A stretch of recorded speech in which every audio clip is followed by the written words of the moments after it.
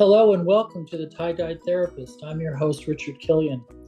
And today I have a very special guest. His name is Ken Coscia, and he is a trainer for the Silva method. He's been doing it for 53 years now. Yeah. He teaches people a lot about how to take better care of themselves. He's a master meditator, I would say. He's been around a long time. He has a lot of wisdom to share, and that's why I wanted him on my show today.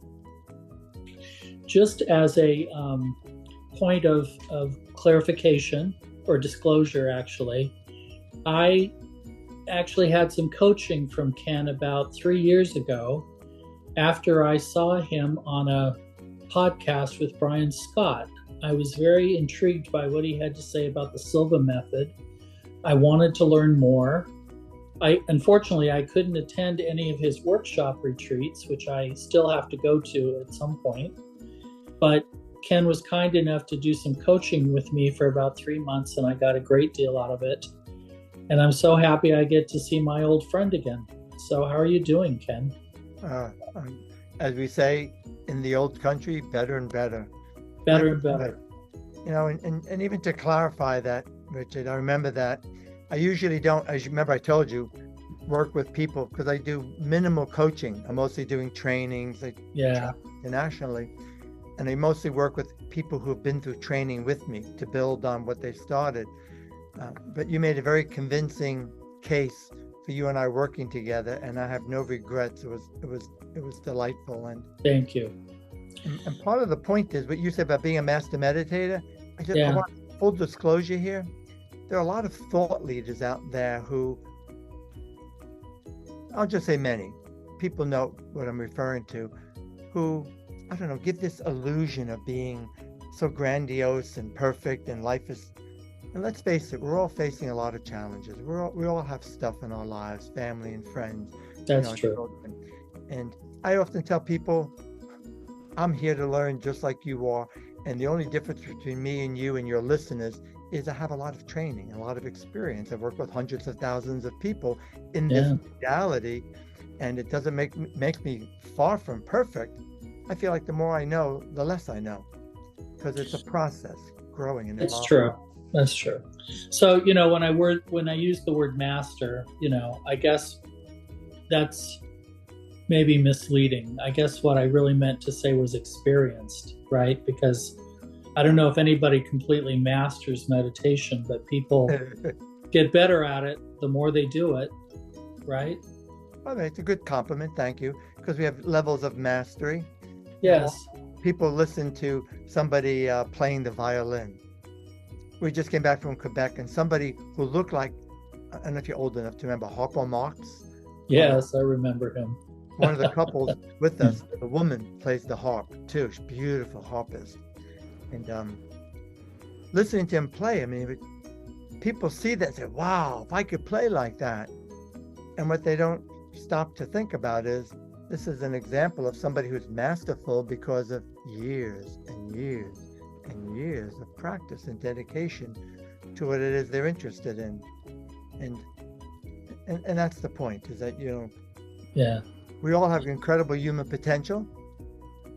And when we have a guide, so to speak, an instruction manual, if you will, we can harness that.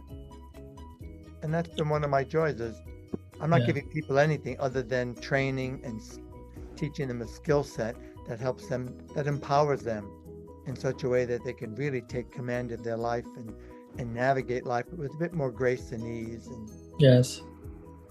Right. Like yourself, juggling, between your children and your family. And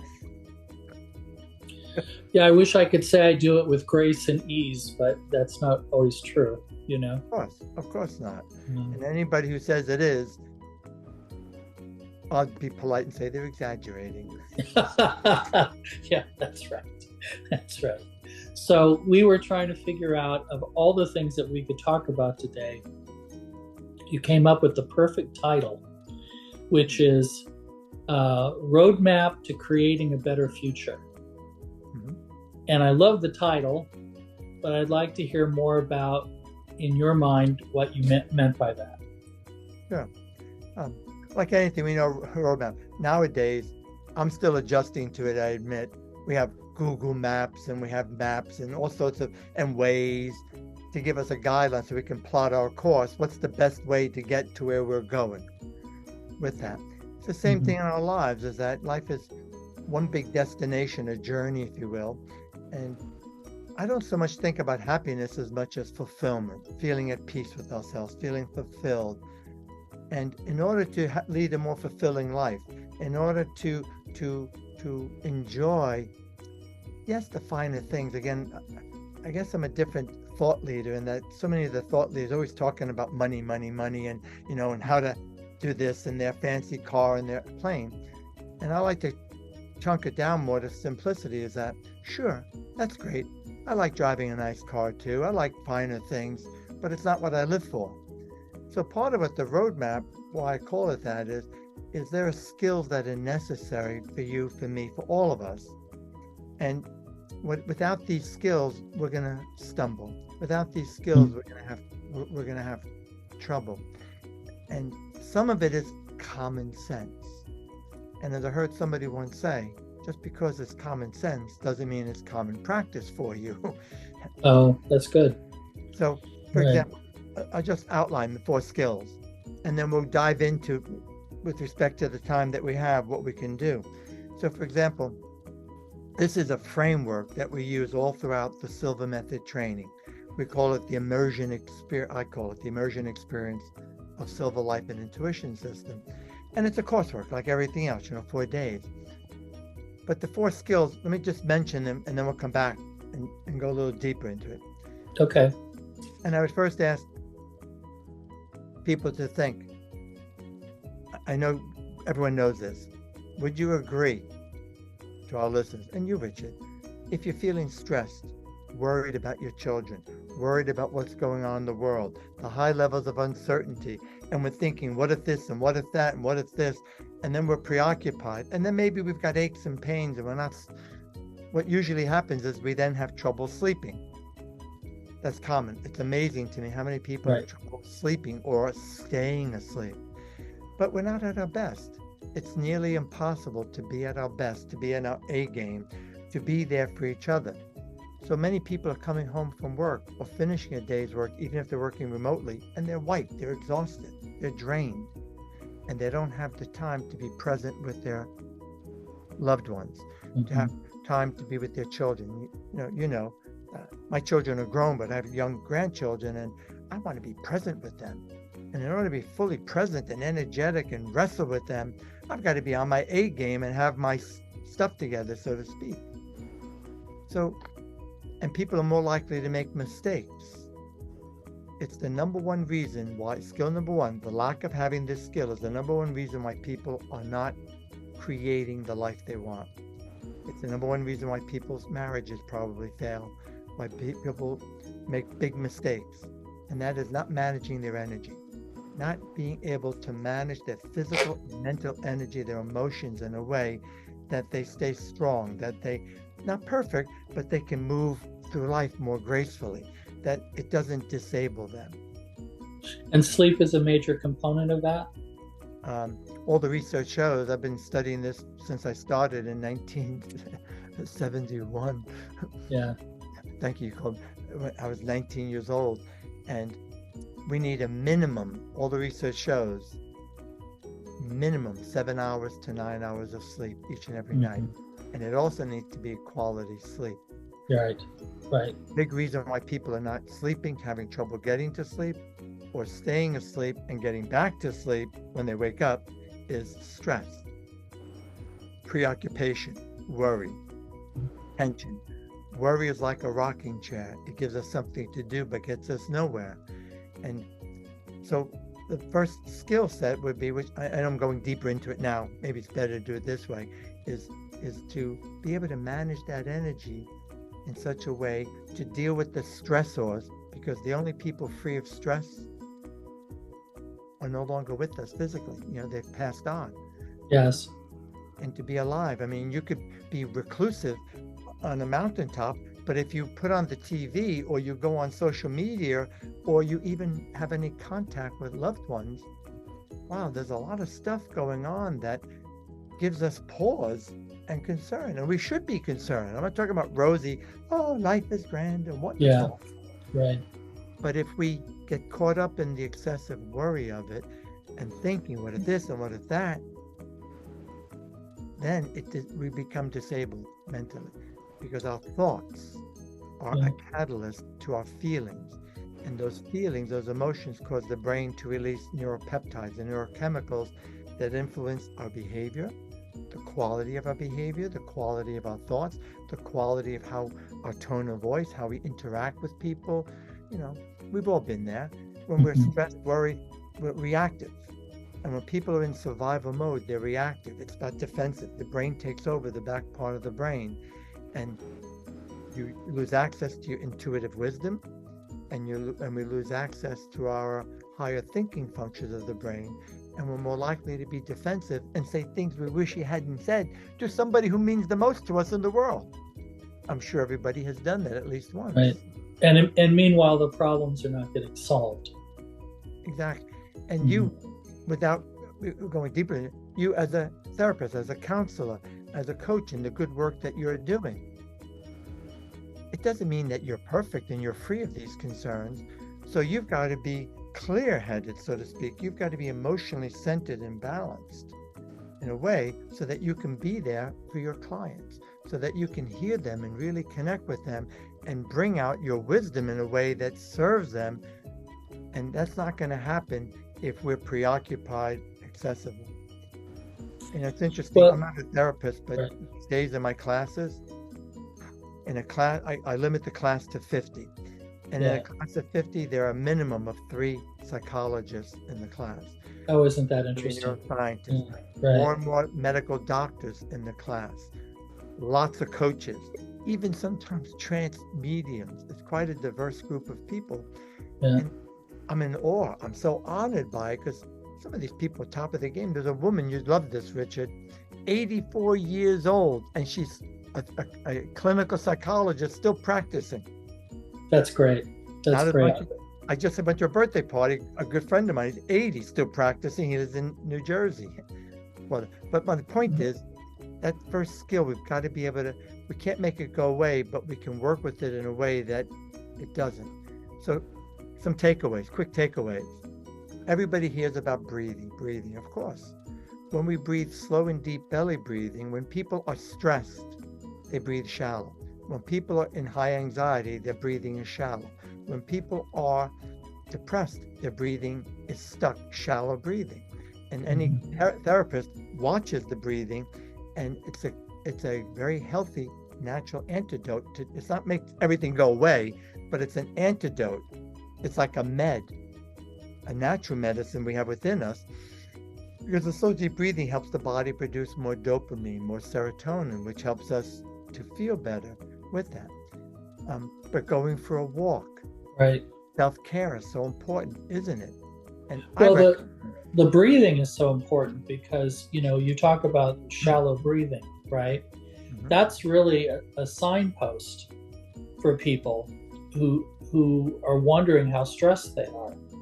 If they can't breathe deeply, if they can't get to that lower diaphragm level in their breathing, then it's a sure sign that something's going on in their life that they're worried about. Exactly. And as a therapist, what I will tell you is that when you're talking about that first piece about your energy, what happens for therapists all the time is, we sit with people, and if we're not taking care of ourselves, it becomes very apparent, because you sit with somebody's pain, you sit with somebody's stress, and you recognize that stress is also in you. And of course, the client or the patient never sees that. They never see what's going on, on the other side. But I know as a therapist, when I'm stressed out, when I'm not taking care of myself, it's almost like the client is reminding me to take care of myself, if that makes any sense. Oh, absolutely. Yeah. I'm in the same boat. Right. You call me a trainer. I'm more of a facilitator. We call ourselves Silver Method instructors. I think of it more as a facilitator because there's so many books written about it and home studies. It's facilitating an experience, and when I'm centered, balanced, clear, I do a better job. It's that. Yes, right. And so Yeah. a second skill set, and I will call it a skill, is to know what you want, to be clear about your intention, your goals, and stay focused on them.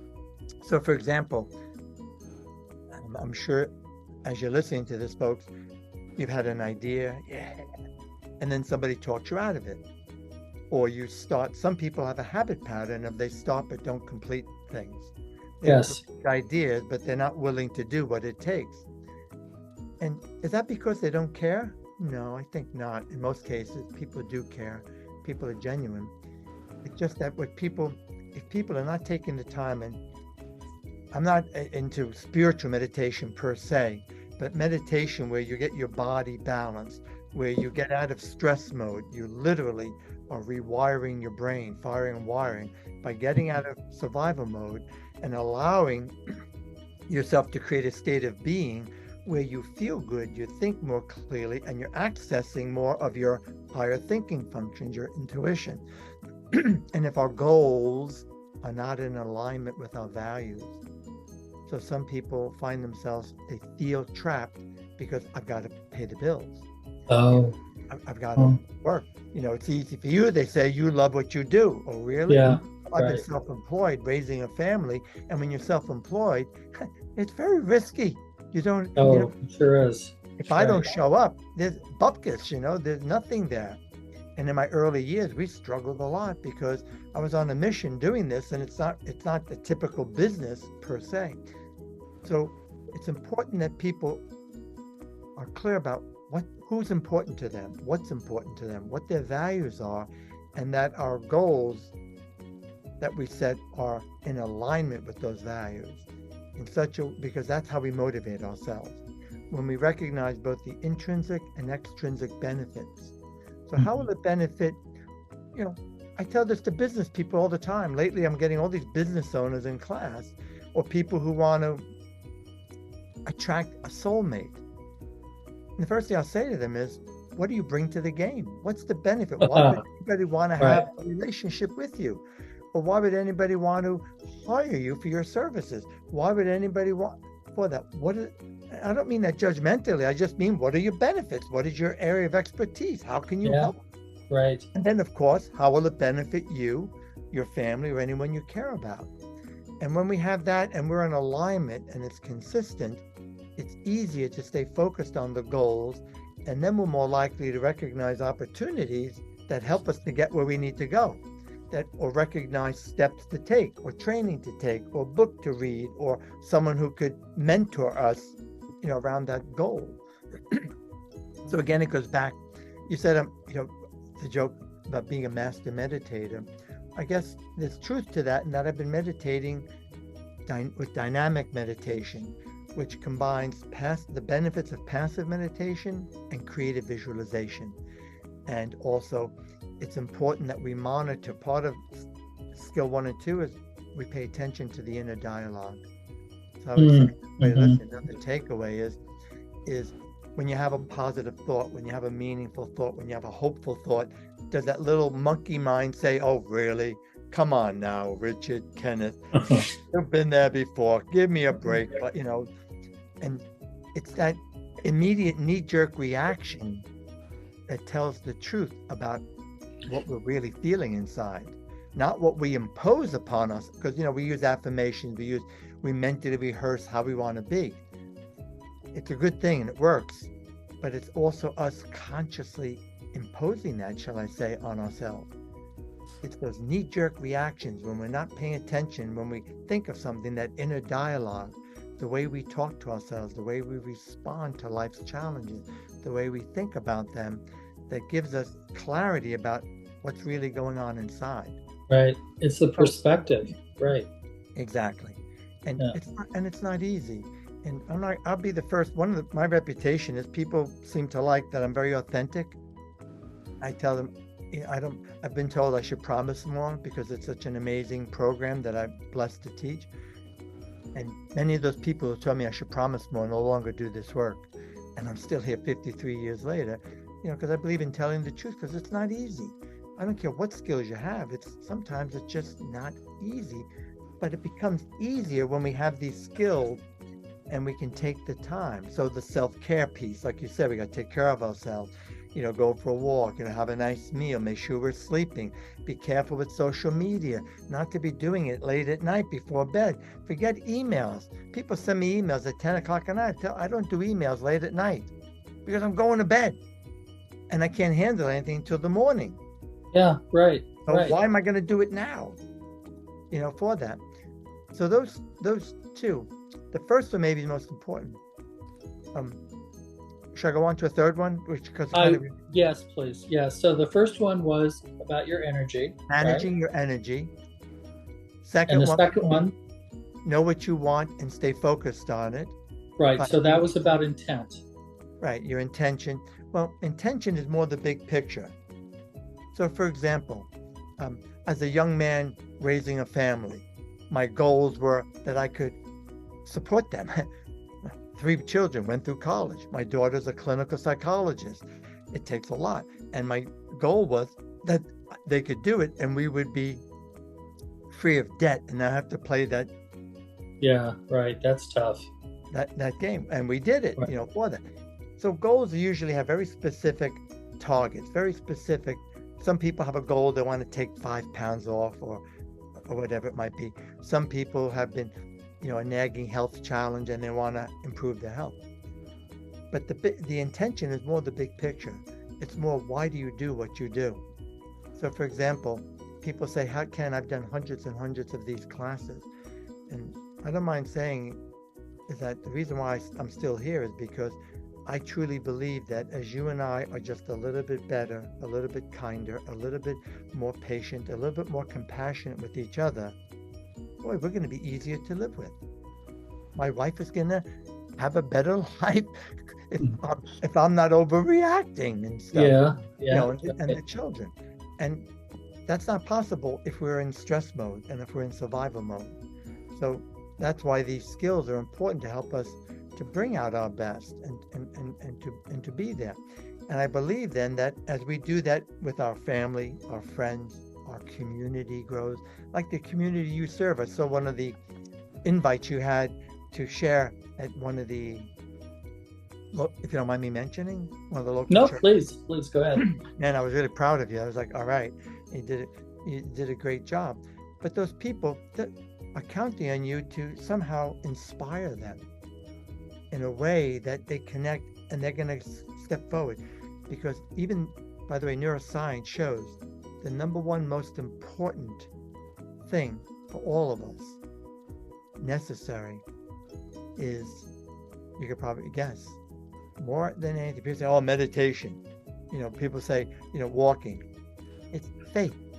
Having the faith, and I don't mean that necessarily religiously, but having the faith that we're not alone and that we somehow, some way will figure things out. So to respect people's backgrounds, whether it be God, universe, source energy, who am I to say what it is? But I do believe, I'm a person of faith, that we are far more than what we believe. And that's the big picture. That's the big one. That's the intention. And we're all kind of moving in that direction to have a more fulfilling life. And I'm happy to say I've succeeded in creating that community. That's why I do what I do. I'm surrounded by people making that effort. Probably why you do what you do. And they're far from perfect, but it's a lot of fun. It feels good. We have a blast. Yeah. Make good well, it's faith, but it's also faith that helps create confidence. The self-confidence that you're describing, right? That, yeah, I have problems. I have struggles. I can get through these things. I have resources. I have, my inner resources to help me with this. It doesn't just have to be, giving up so quickly. That's really a lot of that, right? You must be psychic. This is great. We've always had, by the way, listeners know, when we worked together coaching, I felt like I knew you and that you had been through the class with me, because I think you felt the same way, but I sure did. There was a nice roll, a nice flow. And skill number 3, if you've done any reading in personal development, folks, you've heard this, change your limiting beliefs. Yeah. We know that a belief is an attitude we have about what we think we can or cannot do. It's also a belief, like I have a belief that we're not alone. I mean, I'm not going to claim, I was raised in a dogmatic Roman Catholic background. We had a pope in our lineage way back. My second cousin was ordained in St. Pat's Cathedral. But moving away from the dogmatic aspect, when we're in alignment with that energy, so to speak, that flow, that source, it seems almost magical. And so what you just said, having that faith, the surest way to change a limiting belief is to have confidence in ourselves that somehow, some way we can figure this out. And by the way, 15,000 plus fMRIs, brain scans were done by Dr. Andrew Newberg at University of Pennsylvania. Mark Robert Altman is a friend reporting it. And this is what they found in terms of neuroplasticity, in terms of the health of the brain. With that will keep us open, because when people have hope like that, they're more likely to take action. They're more likely to study. They're more likely to ask for help. They're more likely to hire a therapist. They're more likely to talk with a friend and say, hey, can I talk with you about this? And they won't, just clam up and wither away for that. And they're more likely. Yeah. What I was going to say, Ken, is that about beliefs. I always tell people this, that I ask them, how do beliefs get formed? And most people don't know, right? And I say they get formed through time and repetition. Mm-hmm. That's all it is. You can believe anything you want about anything. It doesn't even have to be true. It doesn't have to have any basis in fact or truth. But if you work at something long enough, hard enough, and you persevere in that, a belief will get formed, right? Absolutely. And you're talking about neuroplasticity and wiring and all of that, right? That's what it takes. It takes time and perseverance. And there you are, instant belief. That's a brilliant point you bring up. That really is. I'll call it, if you don't mind, simple brilliance. And at the risk of I won't bring up politics, but the political climate, you'll notice that you could go to whatever it's left side or right side or God knows what, the party line, they have words that they all use and repeat. And you'll hear it in every form of the media that supports that premise. And they repeat it because they know people begin to, if they keep hearing it often enough, people begin to believe it. Repetition is key. So may I add, in the same way it's been learned, you can unlearn it. That's right. Consciously aware of that. That's right. You have the tools. Mm-hmm. I've told many a person the surest way to overcome stage fright, the surest way to overcome, the fear of failure is study, practice, get some help, get some training, prepare. The more you prepare, then you can say, okay, baby, let's rock and roll. I've done everything I can do to get ready, which is what you're saying, that repetition. Well, I think the reason that you and I connect so well and why we did so well with coaching together was that, your background is the Silva method. My background is cognitive behavioral therapy. There's so many interconnections between the two, right? Especially when we're talking about thoughts, how thoughts are formed, beliefs, how people are wired, how to unwire somebody, how to reframe a situation. One of the things that you taught me, which I really appreciate, I've actually, incorporated this into my thinking, is there's this concept about imaginary conversations. I don't know if you remember this or not, but I always told people that you should ask yourself when you're having an imaginary conversation with somebody, are they in the room with you? Because if they're not in the room with you, are you just talking to yourself? You know, like I always saw it from a very negative standpoint, because I think people sometimes play out entire dialogues with people. They play out fights, they play out all kinds of conflict, right? Because they want to get in the perfect zinger. They want to say just the right insult at the right time. Except that those conversations never really quite materialize the way that we think they're going to. And then one day, you and I were talking about this concept of imaginary conversations. And you said to me something along the lines of, well, have you ever imagined having a positive conversation with somebody? Like starting out something in a more positive tone, really sort of creating the kind of conversation that something good could really come of it, right? Mm-hmm. And I have to admit, I never had done that before until you said that to me. And do you remember that conversation we had? Yeah, I do.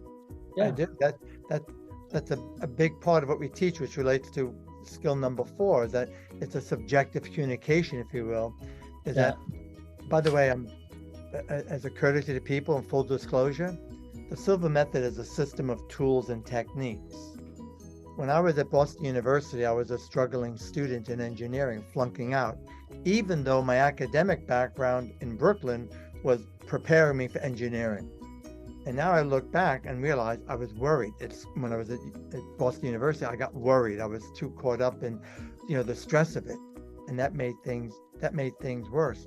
But what happens is, through my study, I wound up getting a degree in managerial psychology, and I've been studying my daughter, who's a clinical psychologist. I tell her, a lot of people she's studying, I've been studying, reading their books. I've attended some trainings, but I don't have the degree. So it's my way of explaining the tools. It's what I bring to the game, so to speak, for people, because it's not per se the area of expertise with the Silva method, because I find that it helps. So this imaginary conversation, people make things up, and then they create this whole narrative, and they make up this whole story, and it might be the farthest thing from the truth. Why haven't they called? Why didn't they do this? I did something wrong. And then, you make up this whole thing, with that. However, just to rewind, when we think like that, if we have a negative thought about somebody, friend, lover, whoever, and we think they don't like, what we don't realize is our thoughts are a catalyst to feelings. Yes. So it causes us to access emotions, which cause our chemistry to change, and the tone of voice will change, our face will change, the way we look, and we come across very differently. And hence, people often say, they walk away and say, Richard, did you notice something's up with him? I don't know, something's different. I can't put my finger on it, but it just didn't feel right. Or people go to a networking meeting and they're introduced to somebody who's the best of the best, but they walk away saying, I don't know, I got a feeling something wrong here. He's like just too hungry or something. Turns out the guy just had a death in the family or a horrible argument with his spouse, something like that, and they didn't clear themselves, and they came to the meeting preoccupied. Yes. And next, same thing, as a therapist, is if you're with a client, a patient, thinking, oh, excuse my language, I'm going to clean up my potty mouth. This weekend, my grandson, 7-year-old, was saying, Dad, Grandpa, why do you use those words? Oh, that's too bad. I wanted to hear them. Okay. Wow. Oh, crap. Oh, God. What does she want now? Or what does he want now? And if we have that kind of an attitude, it's going to affect how we connect or don't connect with them. So here's a takeaway, folks. If you have a delicate conversation coming up, if you're going on a job interview, if you need to talk to somebody, you're the interviewer or the manager, and it's we'll call it a delicate conversation, mentally rehearse it. Quiet yourself, use slow, deep breaths, and imagine you're there with that person. And you need to do this in a loving way, not a manipulative, but a kind way of, hey, so-and-so, this is, me, Ken, and I want to help, and I know we're having some difficult, just And if you have that, you'll amaze yourself, as you have found in your practice, I'm sure. I do this all the time with my coach clients or my students, and even, they're not here, so I can say it, although they might watch the interview, my children in the past. Because I found that with children growing up, especially teenagers, the more I try to educate them how to live, the worse it would get. But when I stopped doing it and have the conversation with them in my head, something changed and something shifted. You know, even if we could just be more neutral, it would be helpful. Absolutely, because we all have a bias. And that bias, that perspective, again, our thoughts are a catalyst to those feelings that affects everything. Right. Because we jump to the negative so fast. And sometimes, sometimes honestly, we don't know why somebody wants to speak to us. We don't know why there's some sort of conflict. We don't understand what's going on. We don't have the facts. And so if we could just even step into it with more of a spirit of curiosity, a neutrality, we would be better off, right? It doesn't always have to be glowing, positive, nice, but it does have to be more steady. Yeah, and again, my friend, you're spot on with that. Things are not always what they appear to be. And everybody has their stuff. And again, that inner dialogue, being very careful about how we think and how we talk. The fourth skill would be along these lines about recognizing that we are not just physical beings. We are spiritual beings, Teo Dashoda, having a physical experience. In a physical body. Right? And Wayne Dyer popularized that. People think it was his quote. It's not. It's Teo Dashoda. And even way before Teo Dashoda, spiritual leaders from just about every religion and denomination have in so many words said that to us, to quiet, us, that we're spiritual beings having a physical experience, so let's make the most of it. So a term that's used a lot is intuition. In the same way we have logic and reasoning and verbal skills, we also have subjective skills, inner thinking, and we also have perceptions. And I'm not talking necessarily about body language perception, looking at someone's face or whatever, but also things that are what they appear to be. So you gather the facts, you evaluate, you assess what's going on, and sometimes the facts aren't all there, and you might be guided with your intuition. And I'm sure you probably do, because you're very intuitive and you're a very caring guy. At least that's my perception of you, Richard, that you're very caring and very compassionate. So I could just picture you with your patients, that you come up with things sometimes, and maybe after the session walk away saying, where did that come from? Well, you know what happens? This is so funny that you say this. This is how my wisdom card deck came about. I would sit with people and I would get a phrase in my head, some crazy little phrase. And, I'd be sitting with somebody and the next thing I would hear in my head is red flags, or, some question, is this for my greater intent or something like that. And in the course of the session, I would say to somebody, I have this thought, I want to share it with you. You tell me if it resonates. And I would share it, and almost every time they would say, oh yeah, that's exactly right. And I never could figure out why that happened the way that it did, except that I think it just takes, you have to sit with people and be so focused on what they're saying to you. You have to get you have to feel the emotional state. You have to, it's the vibe, it's the energy, like you were saying in the very first stage, right? You have to catch the energy. And then once you catch the energy of it, then your intuition pops into play a lot of times. Yeah, and some of it's within the domain of your life experience, within the domain of your professional experience. You recognize patterns, and then they lead to something else. When I do a class, I send out everybody a questionnaire, and it's amazing. Some people write me 4 pages. Wasn't intended for that. Well, I'm asking personal questions. It's completely confidential, just me and them. And I read each and every one of them with a pen, and things jump out. And it helps me prepare to make to make it more meaningful. But that the point is what you said before, the science piece. Remember, folks, I'm not a neuroscientist. I'm coached by neuroscience researchers and so on, but neurologically, the way we are wired, because number one priority is survival and then security, it is much, much easier to be negative. The way we're wired, by default, people go to the negative because of the survival and security instinct. If we're conscious of that and mindful of it, we can manage it and not get controlled by it. So self-awareness in your CBT, self-awareness is so important to recognize that. So again, it goes back to that we're spiritual beings, and we have subjective faculties. Right. And when you're working with someone, and by the way, I salute you for the card deck. Oh, thank you. I can't tell you, every class, somebody says, would you repeat that? And I say, what? Can you repeat it for me? You get on a roll. And if you record it, that's better, or somebody records it for you, that's brilliant, because I cannot remember how many times, because when you're out of survival mode, when you're out of stress mode, you're more likely to access your intuitive wisdom. You're more likely to access your higher thinking functions of the brain.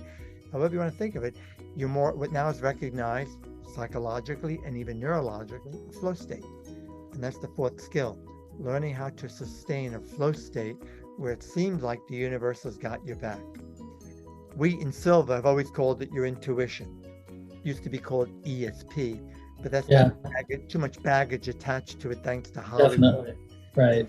And myths about it. All it is a higher thinking function of the brain, where you don't have all the objective evidence or the empirical evidence or the logical facts, but you just know. I always use this as an example, if you don't mind. Have you ever watched the original NCIS?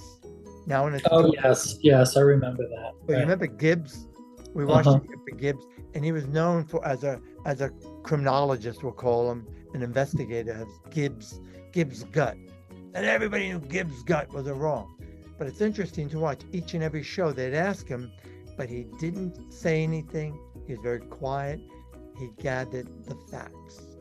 He waited till he gathered the facts to support his gut feeling, and often it proved him to be, well, remember, it's a show, TV show, but we all do that in our lives. You get an instinct, a gut feeling about something, and then you research, and then you gather the facts as best you can around that. Right. And most of the time we're pretty accurate about it too, right? Exactly. And it's a skill set. And everybody has this ability, and it can be trained. And that's, frankly, that's part of my mission with the Silva Method, is to help people recognize you're far more than what you think, and that you can awaken this ability, and it can be trained so that you know what's the distinction between wishful thinking and intuition that you can really count on, or fear, because when people are in fear-based thinking, it distorts the truth. Definitely. So we covered all 4 things. Yeah, we did. All right. Your help. Well, I appreciate the time with you as always. I hope at some point later on we'll have another conversation about something, because I think we have so many things in common, right? Oh, I love it. I love talking about this. In fact, I've been had a lot of time off the recent weeks. I told you earlier. Yeah. This is for me to wake up. Well, good. I'm glad I woke you up. I'm moving into a very busy fall, so I want to really be there for people. Yeah. Well, listen, again, my thanks to you.